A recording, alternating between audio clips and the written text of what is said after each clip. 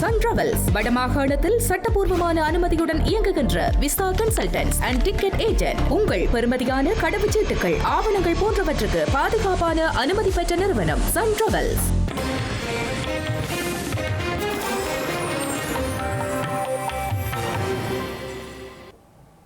வணக்கம். இது ஐபிசி தமிழின் காலை நேர பிரதான செய்திகள். முதலில் தலைப்புச் செய்திகள். கிபெல்ஓயாவிற்கு எதிராக 2ஆம் திகதி போராட்டம், அனைவரையும் பங்கேற்குமாறு சத்தியலிங்கம் அழைப்பு.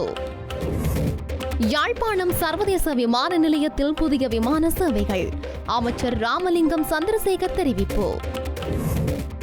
நிபா வைரஸ் அபாயம் குறைந்த மட்டத்திலேயே காணப்படுகின்றது என்கின்றார் அனில் ஜெயசிங்க. யாழ் பல்கலைக்கழக இலச்சினையை பயன்படுத்த தடை, அனுமதி பெறுமாறு நிர்வாகம் கோரிக்கை. வாகரையில் விசேட தேடுதல், உள்ளூர் துப்பாக்கிகளுடன் 4 பேர் கைது.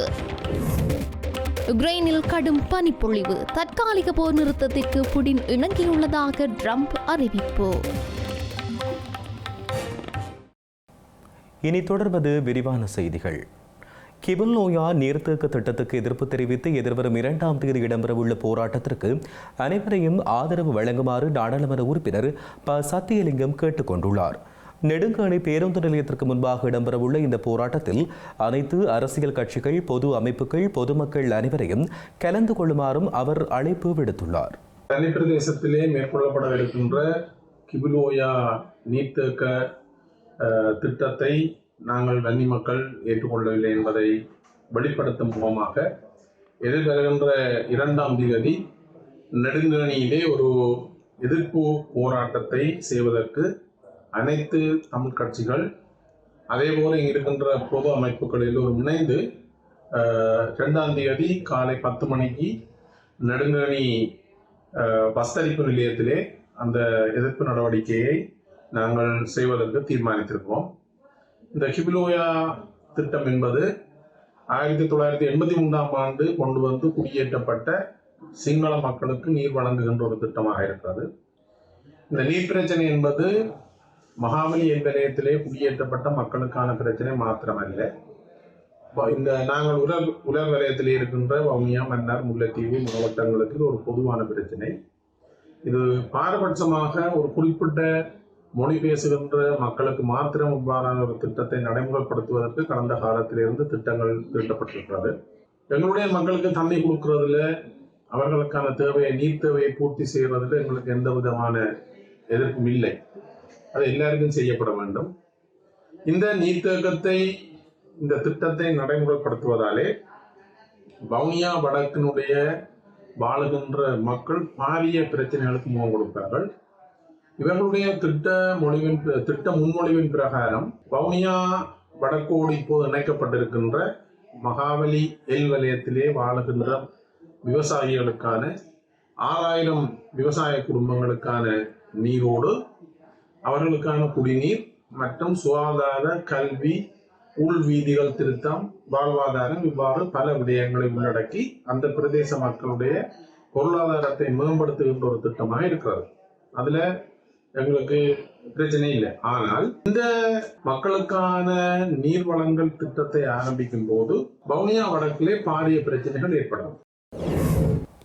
யாழ்ப்பாணம் சர்வதேச விமான நிலையத்தின் அபிவிருத்தி பணிகள் முன்னெடுக்கப்பட்டு வரும் நிலையில் புதிய விமான சேவைகள் தொடர்பில் ஆராய்ந்து வருவதாக ஸ்ரீலங்கா கடற்றொழில் அமைச்சர் ராமலிங்கம் சந்திரசேகர் தெரிவித்துள்ளார். யாழ்ப்பாணம் சர்வதேச விமான நிலையத்தின் பொதுமக்கள் காத்திருப்பு பகுதி வேலைகள் முடிவுறும் தருவாயில் உள்ள நிலையில் அடுத்த கட்ட செயற்பாடுகள் தொடர்பில் கவனம் செலுத்தி வருவதாக ஸ்ரீலங்கா கடற்றொழில் அமைச்சர் ராமலிங்கம் சந்திரசேகர் தெரிவித்துள்ளார். கடந்த அரசாங்கத்தின் ஆட்சி காலத்தில் குறித்த விமான நிலையம் ஆரம்பிக்கப்பட்டாலும் முழுமையான விமான நிலையமாக மாற்றம் பெறாத நிலையில் தற்போதைய அரசாங்கம் அதனை செயல்படுத்தி வருவதாக கூறியுள்ளார். நாட்டின் பொருளாதார வளர்ச்சிக்கு யாழ்ப்பாண சர்வதேச விமான நிலையம் காத்திரமான பங்களிப்பை மேற்கொள்ளும் என்று அவர் நம்பிக்கை வெளியிட்டுள்ளார். மேலும் யாழ்ப்பாண விமான நிலையத்தின் விமான சேவைகளை விரிவுபடுத்துவது தொடர்பில் விமான சேவைகள் நிறுவனங்களுடன் கலந்துரையாடி வருவதாகவும் கூறியுள்ளார். அத்துடன் காங்கேசன் துறைமுக அபிவிருத்தி பணிகளை விரிவுபடுத்துவது தொடர்பில் ஆராய்ந்து வரும் அதேவேளை மயிலிட்டி துறைமுக அபிவிருத்தியை மேற்கொள்வதற்காக சுமார் 400 மில்லியன் ரூபாய் ஒதுக்கப்பட்டுள்ளதாக ஸ்ரீலங்கா கடற்றொழில் அமைச்சர் ராமலிங்கம் சந்திரசேகர் தெரிவித்துள்ளார். மேலும் கொழும்புத்துறை, இறங்குத்துறை மற்றும் குறிகட்டுவான் துறை அபிவிருத்திகள் இந்த வருட இறுதிக்குள் முடிவுறுத்தப்படும் எனவும் அவர் மேலும் தெரிவித்துள்ளார்.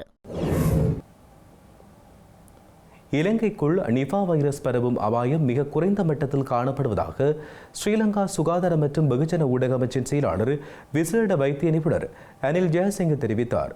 நிபா வைரஸ் தொடர்பில் அவர் இவ்வாறு தெரிவித்தார். இந்தியாவின் மேற்கு வங்காள மாநிலத்தில் நிபா வைரஸ் தொற்றுடைய சிலர் அடையாளம் காணப்பட்டுள்ளனர். இதனால் உலக சுகாதார ஸ்தாபனம் சர்வதேச பயண கட்டுப்பாடுகளை விதிக்க பரிந்துரைக்கவில்லை எனவும் சுகாதார மற்றும் வெகுசன ஊடக அமைச்சின் செயலாளர் அனில் ஜெயசிங்க கூறியுள்ளார். நிபா வைரஸ் வௌவால்களுக்கு இடையில் காணப்படும் ஒரு தொற்று நோய் எனவும் தொற்றுக்குள்ளான விலங்குகள் அல்லது பொருட்களுடன் நெருங்கிய தொடர்பு ஏற்படும் போது மிக அரிதாகவே மனிதர்களுக்கு பரவக்கூடும் எனவும் அவர் கூறியுள்ளார். மனிதர்களுக்கு இடையில் தொற்று பரவுவது நெருங்கிய மற்றும் நீண்டகால தொடர்புகள் ஊடாக மாத்திரமே இடம்பெறுவதாகவும் இந்த வைரஸ் இன்ஃபுளுவென்சா போன்ற காற்றின் மூலம் இலகுவாக பரவும் வைரஸ் அல்ல எனவும் சுட்டிக்காட்டியுள்ளார். மேலும் நோயாளர்களை விரைவாக அடையாளம் காண்பதற்கு பலமான நோய் கண்காணிப்பு முறைமை இலங்கையில் செயற்படுவதாகவும் ஏதேனும் நோய் நிலைமை அடையாளம் காணப்பட்டால் உடனடியாக பதிலளிக்க சுகாதார அமைச்சு முழுமையாக தயாராக உள்ளதாகவும் செயலாளர் குறிப்பிட்டுள்ளார். அதற்காக மருத்துவ ஆராய்ச்சி நிறுவனத்திடம் நோயை கண்டறிவதற்கு தேவையான ஆய்வுக்கூட வசதிகளும் உள்ளதாக அவர் வலியுறுத்தினார். யாழ்ப்பாண பல்கலைக்கழக இலச்சினையினை அனுமதி இல்லாமல் பயன்படுத்துவதற்கு தடை விதிக்கப்பட்டுள்ளது. யாழ்ப்பாண பல்கலைக்கழக இலச்சினையை அனுமதி இல்லாமல் பயன்படுத்துவது தண்டனைக்குரிய குற்றமாகும் என்றும் அனுமதி பெறாமல் இலச்சினையினை பயன்படுத்தும் தனிநபர்கள் மற்றும் நிறுவனங்களுக்கு எதிராக சட்ட நடவடிக்கைகள் மேற்கொள்ளப்படும் என்றும் அறிவிக்கப்பட்டுள்ளது. யாழ்ப்பாண பல்கலைக்கழகத்தின் 40வது பொது பட்டமளிப்பு விழா எதிர்வரும் பிப்ரவரி மாதம் 19ஆம் தேதி முதல் 22ஆம் தேதி வரை நடைபெறவுள்ளது. இந்த நிலையில் பட்டதாரிகளுக்கு வழங்கப்படும் பல்கலைக்கழக இலச்சினை பொறிக்கப்பட்ட கழுத்து மாலை, பட்டச்சான்றிதழ் சுருள் மற்றும் பல்கலைக்கழக இலச்சினை பொறிக்கப்பட்ட பரிசுப் பொருட்கள் என்பன தனிநபர்கள் மற்றும் நிறுவனங்களினால் விற்பனை செய்யப்படுவதாக பல்கலைக்கழக நிர்வாகம் தெரிவித்துள்ளது. இது சட்டப்படி குற்றச்செயல் எனவும் பல்கலைக்கழக மூதவை மற்றும் பேரவையின் அனுமதியுடன் நடைமுறைகளினூடாக பல்கலைக்கழக இலச்சினையை பயன்படுத்துவதற்கு பதிவாளரிடமிருந்து உரிய ஒப்புதல்கள் பெறப்பட வேண்டும் என்று பல்கலைக்கழக பதிவாளர் வி காண்டீபன் தெரிவித்துள்ளார். அறிவில்லாமல் எவரேனும் தனிநபரோ அல்லது நிறுவனங்களோ இலச்சினையை பயன்படுத்தினால் அவர்களுக்கு எதிராக உரிய சட்ட நடவடிக்கை மேற்கொள்ளப்படும் என்று அவர் அறிவித்துள்ளார். ஈழத்தமிழர்கள் விடயத்தில் அமெரிக்கா தலையிட்டு நியாயமான இறைமையை மீட்டெடுப்பதற்கு உதவ வேண்டும் என வல்வெட்டித்துறை நகரசபையின் நகரபிதா MK சிவாஜிலிங்கம் தெரிவித்துள்ளார். அமெரிக்க காங்கிரசுக்கு நன்றி தெரிவித்து அனுப்பியுள்ள கடிதத்தில் அவர் இதனை கூறியுள்ளார். ஈழத்தமிழ் தேசம் முழுமையான நீதிக்கு தகுதியானது என்று வல்வெட்டித்துறை நகரசபையின் நகரபிதா MK சிவாஜிலிங்கம் தெரிவித்துள்ளார். அத்துடன் ஸ்ரீலங்கா அரசாங்கத்தினால் நிகழ்த்தப்பட்ட இனப்படுகொலைகள் மட்டுமல்லாமல் போர்த்துகீசர், ஒல்லாந்தர் மற்றும் ஆங்கிலேயரால் இழைக்கப்பட்ட வரலாற்று அநீதிகளுக்கும் நீதி தேவை என்று அவர் கூறியுள்ளார். தமிழ் ராஜ்யத்தின் அழிவுக்கும் அதன் பின்னர் நியாயமான இறைமையை மீட்டெடுப்பதில் ஏற்பட்ட தோல்விக்கும் இந்த சக்திகள் வரலாற்று ரீதியாக பொறுப்பு கூற வேண்டும் என்று சிவாஜிலிங்கம் வலியுறுத்தியுள்ளார். எனவே அமெரிக்கா தலையிட்டு தலைமை தாங்கி நியாயமான இறைமையை மீட்டெடுப்பதற்கு உதவும் என்ற ஆழ்ந்த நம்பிக்கையும் உண்மையான விருப்பமும் உண்டு என்று சிவாஜிலிங்கம் அந்த கடிதத்தில் குறிப்பிட்டுள்ளார். குடிசார் பாதுகாப்பு படையைச் சேர்ந்த 5000 பேரை வனஜீவராசிகள் திணைக்களத்தின் பணிகளுக்காக விடுவிக்க அரசாங்கம் தீர்மானித்துள்ளதாக ஸ்ரீலங்கா பொதுமக்கள் பாதுகாப்பு அமைச்சர் ஆனந்த விஜயபால தெரிவித்தார். குடிசார் பாதுகாப்பு படை தலைமையகத்துக்கு மேற்கொண்ட கண்காணிப்பு விஜயத்தின் போது அவர் இவ்வாறு கூறியுள்ளார். ஸ்ரீலங்கா வனஜீவராசிகள் திணைக்களம் மட்டுமன்றி காவல்துறை திணைக்களத்தின் பணிகளை வலுப்படுத்தவும் குடிசார் பாதுகாப்பு படையினர் பயன்படுத்தப்படவுள்ளதாக பாதுகாப்பு அமைச்சர் ஆனந்த விஜயபால தெரிவித்துள்ளார். இதன்படி சுமார் 10,000 பேரை காவல்துறையுடன் இணைத்துக் கொள்ள திட்டமிடப்பட்டுள்ளதாக கூறியுள்ளார். இதன் மூலம் நாட்டின் பொதுமக்களது பாதுகாப்பை மேலும் உறுதிப்படுத்த முடியும் என்று அரசாங்கம் எதிர்பார்ப்பதாக அமைச்சர் குறிப்பிட்டுள்ளார். குடிசார் பாதுகாப்பு படையின் ஒட்டுமொத்த வினைத்திறனை அதிகரிப்பதற்கு தேவையான பயிற்சிகள், மனிதவள மேலாண்மை மற்றும் உட்கட்டமைப்பு வசதிகளை மேம்படுத்துவது குறித்தும் அமைச்சர் இதன்போது வலியுறுத்தினார். படையினரின் தொழில்சார் திறன்களை மேம்படுத்துவதன் மூலம் அவர்களை பல்வேறு அரசு சேவை துறைகளில் ஆக்கப்பூர்வமாக ஈடுபடுத்த முடியும் என்றும் அவர் நம்பிக்கை வெளியிட்டுள்ளார். மட்டக்களப்பு வாகரை கட்டுமுறிவு பிரதேசத்தில் சட்டவிரோதமான உள்ளூர் தயாரிப்பு துப்பாக்கிகளுடன் 4 பேர் கைது செய்யப்பட்டுள்ளனர். இவர்கள் நேற்று விசேட அதிரடிப்படையினரால் கைது செய்யப்பட்டு காவல்துறையிடம் ஒப்படைக்கப்பட்டுள்ளனர். விசேட அதிரடிப்படையினருக்கு கிடைத்த தகவலை அடுத்து வாகரை கட்டுமுறிவு பிரதேசத்தில் தேடுதல் நடவடிக்கை மேற்கொள்ளப்பட்டது. இதன்போது மறைத்து வைக்கப்பட்டிருந்த உள்ளூர் தயாரிப்பு துப்பாக்கிகள் 4 மீட்கப்பட்டுள்ளதுடன் 4 பேர் கைது செய்யப்பட்டுள்ளனர். கைது செய்யப்பட்டவர்கள் அந்த பகுதியைச் சேர்ந்தவர்கள் எனவும் வனவிலங்குகளை இறைச்சிக்காக துப்பாக்கியால் சுட்டு வேட்டையாடி வருபவர்கள் எனவும் ஆரம்பகட்ட விசாரணையில் தெரிய வந்துள்ளது. கைது செய்யப்பட்டவர்களை நீதிமன்றில் முன்னிலைப்படுத்த நடவடிக்கை எடுத்து வருவதாக காவல்துறையினர் தெரிவித்துள்ளனர். யாழ்ப்பாணம் அரியாலையில் மகள் மூட்டிய தீயில் சிக்குண்டு தாயொருவர் உயிரிழந்த சம்பவம் நேற்றைய தினம் இடம்பெற்றுள்ளது. அரியாலையைச் சேர்ந்த பரமசிவம் பரமேஸ்வரி என்பவரே இவ்வாறு உயிரிழந்துள்ளார். குறித்த தாய் தனது மகளுடன் வசித்து வந்த நிலையில் கடந்த 17ஆம் தேதி அவரது மகள் வீட்டுக்கு அருகே குப்பைக்கு தீ வைத்துள்ளார். அதன் பின்னர் வீட்டை பூட்டிவிட்டு வெளியே சென்ற நிலையில் குப்பைக்கு மூட்டிய தீ வீட்டில் பற்றியதைத் தொடர்ந்து தாயார் காயமடைந்துள்ளார். இதனையடுத்து யாழ்ப்பாணம் போதனா வைத்தியசாலையில் அனுமதிக்கப்பட்ட அவர் சிகிச்சை பலனின்றி உயிரிழந்துள்ளார். அவரது சடலம் மீதான மரண விசாரணைகள் திடீர் மரண விசாரணை அதிகாரி நமசிவாயம் பிரேம்குமார் மேற்கொண்டார். பாஜக சுற்றுப்பயண பொறுப்பாளராக எல் முருகன் அண்ணாமலை நியமனம் செய்யப்பட்டுள்ளதாக மாநில தலைவர் நயினார் நாகேந்திரன் தெரிவித்துள்ளார்.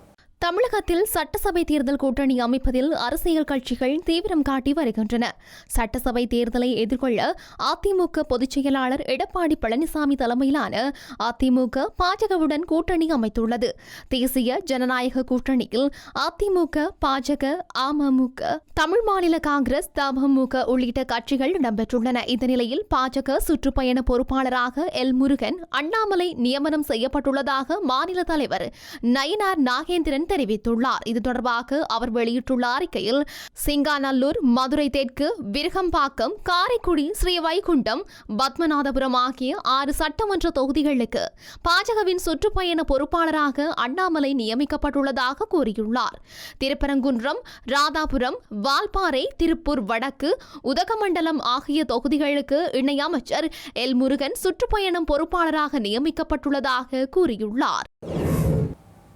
உக்ரைன் மற்றும் ரஷ்யாவில் கடுமையான பனிப்பொழிவு நிலவி வரும் நிலையில் தற்காலிக போர் நிறுத்தத்துக்கு ரஷ்ய ஜனாதிபதி விளாடிமிர் புடின் இணைந்துள்ளதாக அமெரிக்க ஜனாதிபதி டொனால்ட் ட்ரம்ப் தெரிவித்துள்ளார். ரஷ்யா உக்ரைனுக்கு இடையே கடந்த 4 ஆண்டுகளாக போர் நடந்து வரும் நிலையில் அதனை முடிவிற்கு கொண்டு வரும் வகையில் பேச்சுவார்த்தைகள் இடம்பெற்று வருகின்றன. இந்த நிலையில் உக்ரைனில் வெப்பநிலை எதிர்மறை 27 பாகை செல்சியஸாக குறைவடைந்துள்ளதுடன் இன்னும் மோசமடையும் என்று எச்சரிக்கை விடுக்கப்பட்டுள்ளது. உக்ரைனில் கடும் குளிர் நிலவுவதால் கீவ் மற்றும் பிற நகரங்கள் மீது தாக்குதல் நடத்த வேண்டாம் என்று தான் தனிப்பட்ட முறையில் ரஷ்ய ஜனாதிபதியிடம் கேட்டுக்கொண்டதாக அமெரிக்க ஜனாதிபதி கூறியுள்ளார். இந்த தற்காலிக போர் நிறுத்தத்திற்கு ரஷ்ய ஜனாதிபதி புடின் இணங்கியதாகவும் அவர் தெரிவித்துள்ளார். எனினும் ரஷ்யா அத்தகைய ஒப்பந்தம் குறித்த எந்த கருத்தையும் வெளியிடவில்லை. ஆனால் உக்ரைன் ஜனாதிபதி வோலோடிமிர் ஜெலன்ஸ்கி ட்ரம்பின் அறிவிப்பை வரவேற்றுள்ளார். அத்துடன் ரஷ்யா தனது வாக்குறுதியை காப்பாற்றும் என்று எதிர்பார்ப்பதாக கூறியுள்ளார். செய்திகளின் நிறைவாக மீண்டும் தலைப்புச் செய்திகள். கிபெல்ஓயாவிற்கு எதிராக 2ஆம் திகதி போராட்டம், அனைவரையும் பங்கேற்குமாறு சத்தியலிங்கம் அழைப்பு. யாழ்ப்பாணம் சர்வதேச விமான நிலையத்தில் புதிய விமான சேவைகள், அமைச்சர் ராமலிங்கம் சந்திரசேகர் தெரிவிப்பு. நிபா வைரஸ் அபாயம் குறைந்த மட்டத்திலேயே காணப்படுகின்றது என்கின்றார் அனில் ஜெயசிங்க. யாழ் பல்கலைக்கழக இலச்சினையை பயன்படுத்த தடை, அனுமதி பெறுமாறு நிர்வாகம் கோரிக்கை. வாகரையில் விசேட தேடுதல், உள்ளூர் துப்பாக்கிகளுடன் 4 பேர் கைது. உக்ரைனில் கடும் பனிப்பொழிவு, தற்காலிக போர் நிறுத்தத்திற்கு புடின் இணங்கியுள்ளதாக ட்ரம்ப் அறிவிப்பு. இத்துடன் ஐபிசி தமிழின் காலை நேர பிரதான செய்திகள் நிறைவு பெற்றன. உடனுக்குடன் செய்திகளை அறிந்து கொள்ள IBCTamil.com என்ற எமது இணையதளத்தினை பார்வையிடுங்கள். வணக்கம்.